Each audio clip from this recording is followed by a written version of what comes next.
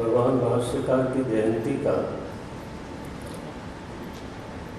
उत्सव मनाते हैं। चित्त में उत्कर्ष का प्रसव हो उसको उत्कर्ष उत्सव बोलते हैं। उत्सूयते इति, सूयते प्रसूयते। भगवान शंकराचार्य, भगवान भाष्यकार को सनातन धर्म के पुनः उद्धारक के रूप में आज स्मरण किया जा रहा है। एकता के स्थापक के रूप में स्मरण किया जा रहा है। सनातन धर्म क्या है? भगवान शंकराचार्य ने गीता जी के प्रस्तावना भाष्य के बिल्कुल आरंभ में ही इसकी व्याख्या करी। मैं स्मारये त्वाम न तु शिक्षये,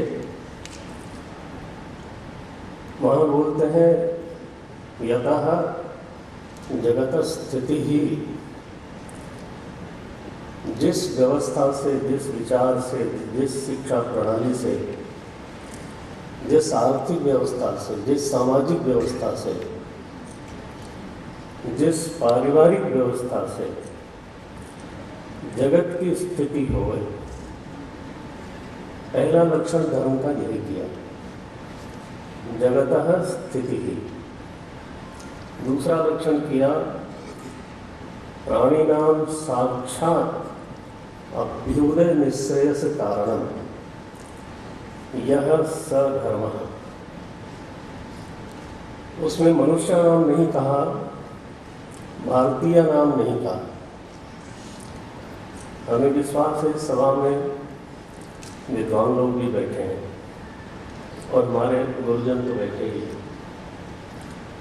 वहाँ लिखा प्राणी नाम साक्षात अभ्युदय निश्रेयस हेतु यह सधर्म। धर्म वो है जो सभी प्राणियों के अभ्युदय में हेतु बने। अभ्युदय का ट्रांसलेशन कई बार लोग प्रॉस्पेरिटी करते हैं।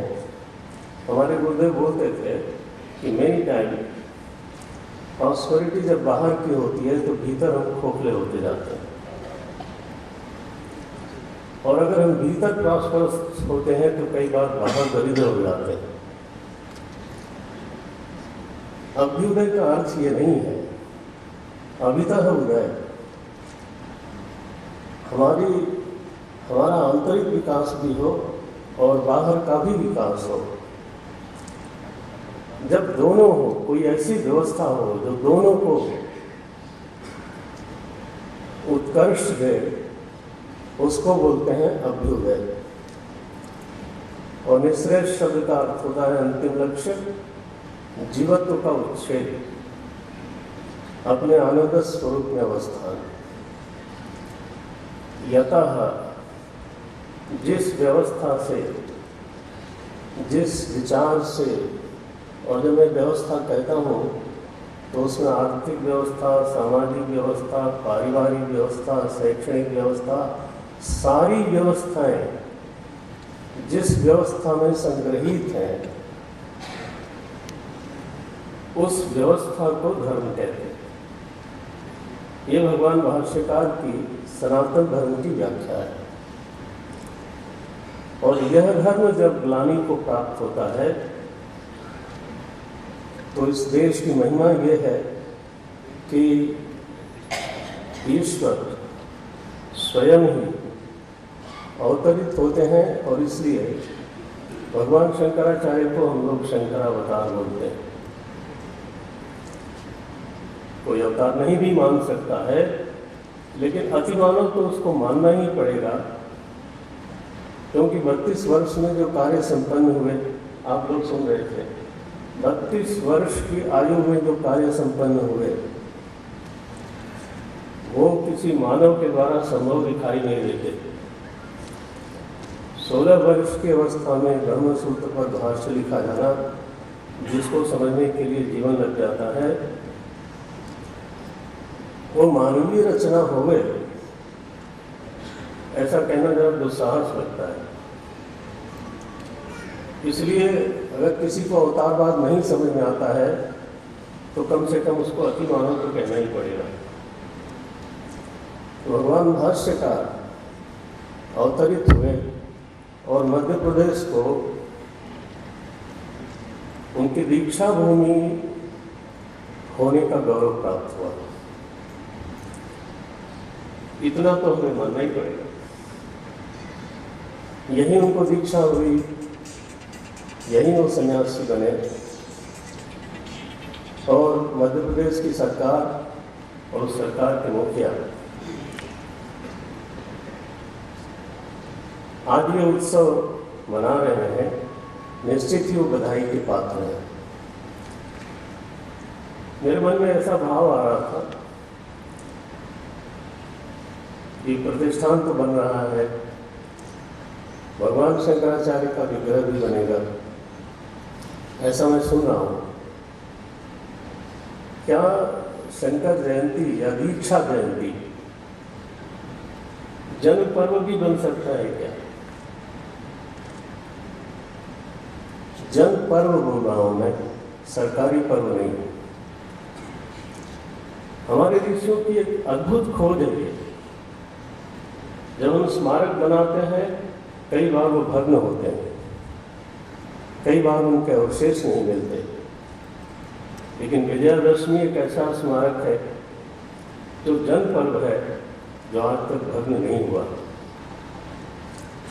सनातन धर्मी समाज में हम उस तिथि को इस रूप में स्मरण करते हैं कि आज के दिन